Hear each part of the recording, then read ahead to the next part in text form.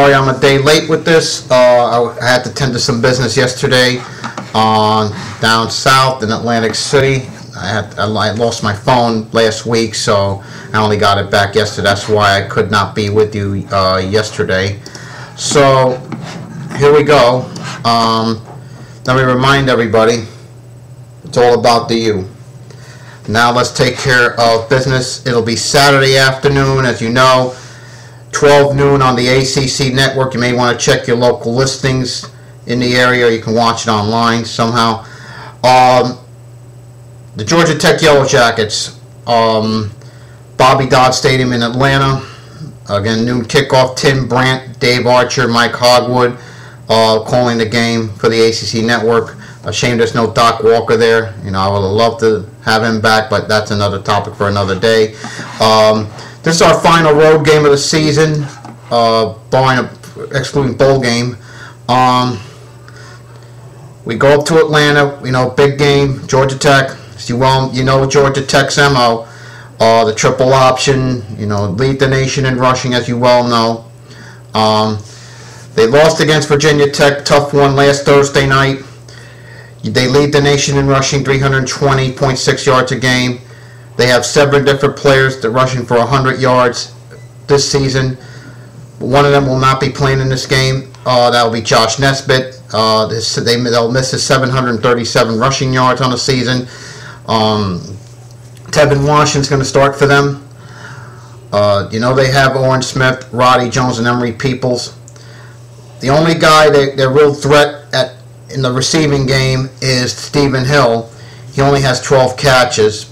Him and Smith are the only two with triple digit in receiving yards. Hill 165, Smith 130. Now, while you know Georgia Tech's MO is the triple option, the running game, etc., the defense is changing this year. You know, this is their first year under new defensive coordinator Al Grove, is going to a 3-4 scheme. They have a very good player in Julian Burnett, who leads the Jackets with 56 tackles. Steven Sylvester has another 41, but he also has 10.5 tackles for loss, and that leads the team. Gerard Tarrant has 3 of the team's 7 picks, and Dominique Reese has 8 pass breakups to his credit. They also have a very good field goal kicker, Scott Blair, who's 11 for 13. And kickoff duties are handled by Sean Poole, who averages 40.9 yards per punt. As he ends the punting duties, Poole, I should say. The return game, you know, they have Tarrant, who averages 5.6 yards of punt returns, while 4 Jackets split kick returns. You know, they have Bostic 13. We lead the country in pass efficiency defense, but that's not really going to matter much since Georgia Tech, namely, is a running team by trade. But we are ranking 3rd nationally in tackles for loss. I think they're 2 ahead of us. I'll have to check. But anyway, Spence, the Hulk, Allen Bailey have 10.5 tackles for loss. That leads the team. Vernon has 8 and Regis 6. You look at Georgia Tech. You know, the game that's going to be, the thing that's going to be very, very important in this game is basically when you break down statistically. This is how we break it down. This is going to be very, very important. We're 37th in rushing. 37th in total offense and 37th in rushing, by the way. Georgia Tech is 50th in total defense, 82nd against the run, and 21st against the pass. Surprisingly, they're very good defensively against the passing game. So Stephen Morris is going to have to make some good decisions, not make mistakes, and we're going to have to get a very good running game going from Berry, who will have back Miller and Mike James and Coop as well. Defensively, this is the one that really does concern me. Now, while we may be 5th in pass defense, Georgia Tech leads the country in rush offense, while we're 61st against the run. So that's going to be one we're really going to have to stop the run. That's going to be first and foremost, primarily in this game. We're 14th in total defense. Georgia Tech's 47th in total offense. But the matchup I'm going to watch is I'm going to watch our rush defense against Georgia Tech's triple option. And how will Morris do against the 3-4 of Algro? So that's something I'm gonna be watching in this game. The net punting average, we're 27th in the nation. Georgia Tech is 91st in punt returns. So again, field position should be to our edge here. Punt returns is still a problem. We're 99th in the nation in punt returns, averaging only just 5.52 yards per return.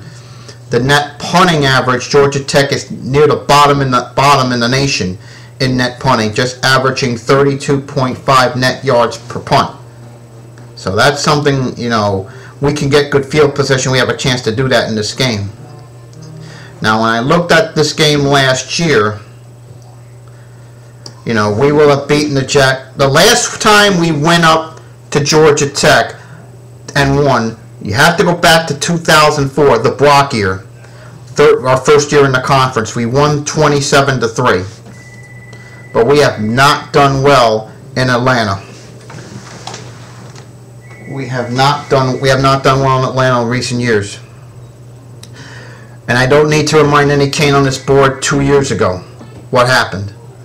41-23, we got embarrassed up there, and we all know what happened. We allowed the most rushing yards in the history of Hurricane football, 472 yards on that night. So that's going to be a couple of matchups I'm going to be watching. I'm going to watch our rush defense against the triple option, and we have got to be disciplined. We cannot have mistakes. We cannot miss assignments, because we have to play assignment football, and that's going to be critical. Must play assignment football. That is going to be absolutely paramount in this game. Georgia Tech, what they do is we have to do what we did last year, and that's going to be. I'm going to go in the next segment. I'll play the GTVT game highlights and our highlights against Maryland in the next segment. So what I'm going to do here is I'll come back in segment number 2, and we will start the proceedings. I'll open the chat for those that are on Newsfeed that want to chat. YouTube, this archive will be available anytime till game time Saturday. So if you want to comment on it, feel free to do so. So back in segment 2, we'll get the proceedings underway.